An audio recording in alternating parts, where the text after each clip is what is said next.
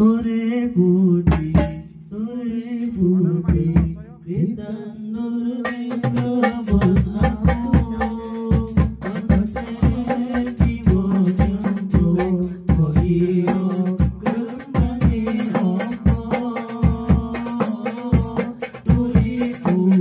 kabupaten.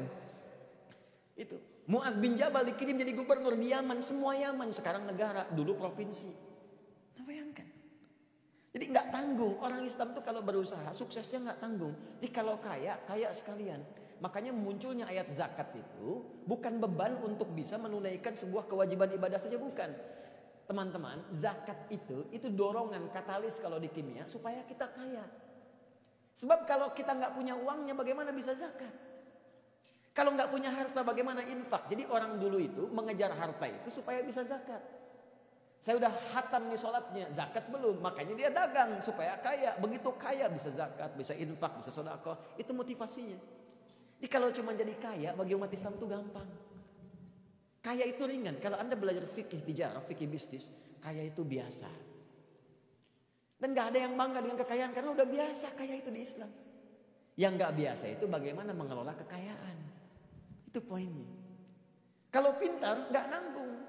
Kalau punya tenaga gak nanggung. Bilal adzan sekarang 2 kilo kedengaran gak pakai mic. Kan kasusnya Abdullah bin Abi Umi Maktum itu ketika datang tadi subuh saya terangkan. Ya, di teman-teman di masjid Sayyidina Bilal, itu Bilal adzan, Abdullah bin Abi Umi Maktum mata tak bisa lihat. Minta rukhsah ke Nabi, ya Rasulullah Ali ya rukhsah. Boleh enggak saya minta keringanan? Sulit, rumah jauh dari masjid, mata tak bisa lihat. Kemudian jaraknya sulit ditempuh. Boleh enggak saya di rumah sholatnya? Kata Nabi, atas maul adzan, atas maul nida, kedengaran enggak adzan? Bala, kedengarannya Rasulullah. Adzan Bilal enggak pakai mic, kedengaran ke rumah Abdullah bin Abi Maktum. Enggak nanggung. Nah, itulah yang dimaksud falah. Nah sekarang, apapun yang mereka kerjakan sukses.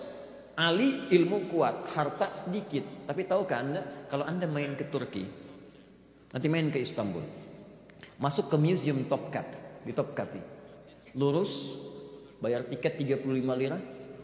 Setelah itu lurus terus, sekarang pindah agak ke belakang, sebelah kiri, itu akan Anda temukan museum tentang kehidupan Nabi dan keluarga serta sahabatnya. Di situ, sesederhananya keluarga Ali bin Abi Thalib masih ditemukan pakaian Sayyidah Fatimah. Sampai sekarang. Udah bayangkan. Semua orang Islam itu bahagia sukses. Apapun pekerjaan. Nah sekarang apa syarat untuk mendapatkan itu? Kembali. Jemputlah hudan. Jemputlah hidayah Allah subhanahu wa ta'ala. Itulah janji Allah. Begitu Anda menjemput hidayahnya, maka Allah akan tunjukkan jalan-jalan menuju hal-hal yang tadi diinginkan. Jalan bahasa Arabnya sabil, jamaknya disebut dengan subul. Buka Quran surah ke-29 ayat 69. Walladzina jahadu fina lanahdiyannahum subulana.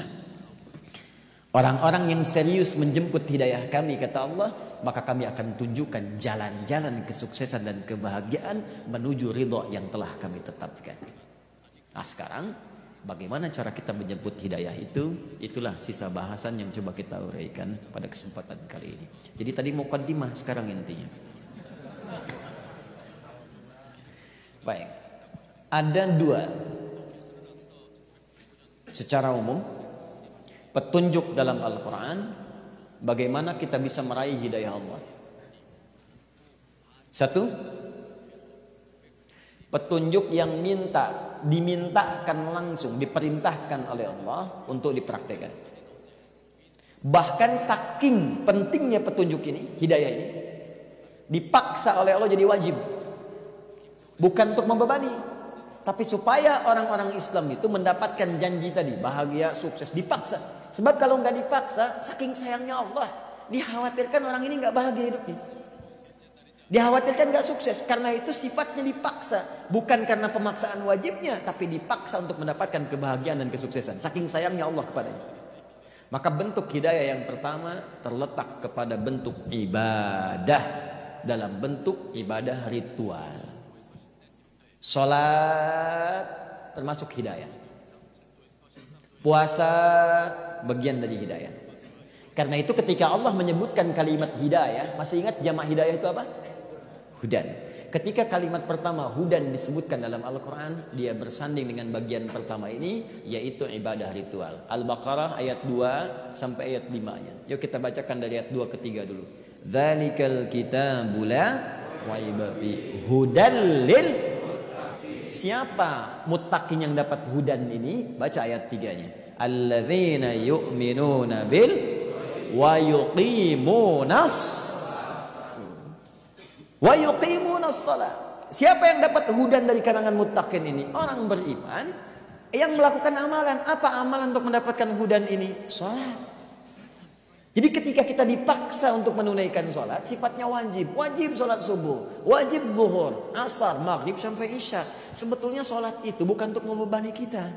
Semuka langit dan bumi tidak salat, tidak akan menurunkan status Allah sebagai Tuhan. Allah nggak butuh dengan salat kita.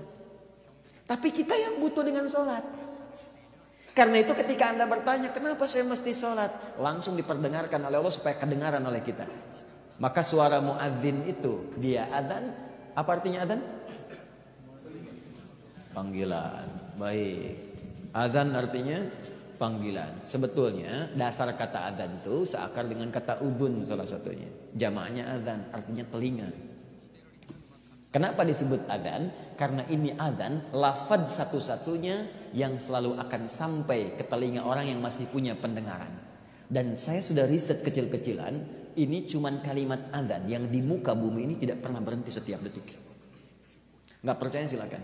Ini membuktikan kebenaran Islam. Jadi kalau Anda bertanya tentang kebenaran Islam, apa salah satu mukjizatnya, kebenarannya? Di antaranya banyak nampak sekarang, salah satunya adzan.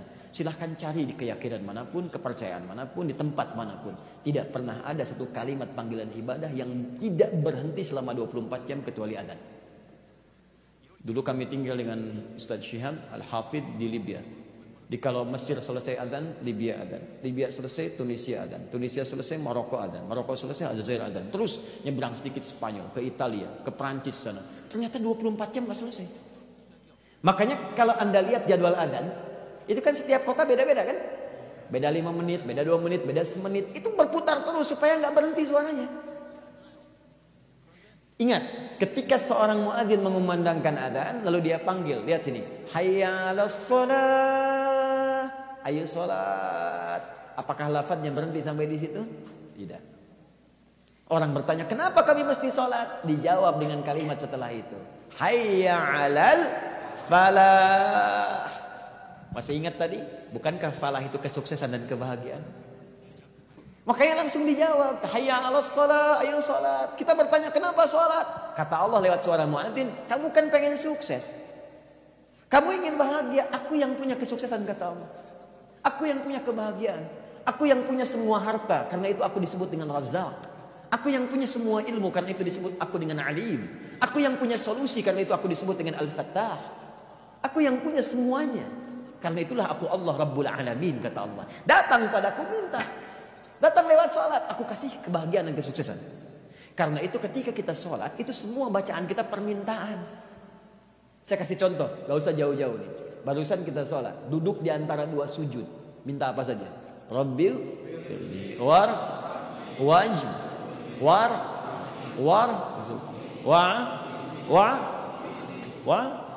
tuh.